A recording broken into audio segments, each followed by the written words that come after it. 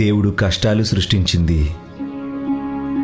వాటిని ఎదుర్కొని మనం మరింత దృఢంగా అవ్వాలని, మన నమ్మకం పెరగాలని, మన పాపాలకు ప్రాయశ్చిత్తం కలగాలని, మనం మరింత ధైర్యస్తులం కావాలని, లోకం పట్ల మనకు సానుభూతి పెరగాలని, మనం ఇంకా మంచి వ్యక్తులం కావాలని. కానీ ఈ లోకులకు, ఈ లోకంలో ఉన్న వారికి కష్టాలను ఎదుర్కోవడమే తెలీదు. అలాగే ఈ కష్టాల నుండి తప్పించుకునేందుకు, వారిని ఈ కష్టాల నుండి తప్పిస్తామని ఎవరైనా వచ్చి ఆశ పెడితే గుడ్డిగా ఎటువంటి వ్యక్తులనైనా నమ్మడానికి సిద్ధపడతారు. ఇదే వ్యత్యాసం శ్రద్ధ, మూఢనమ్మకాలకు. శ్రద్ధ మన మీద మనకున్న నమ్మకాన్ని పెంచుకోవడం నేర్పిస్తుంది.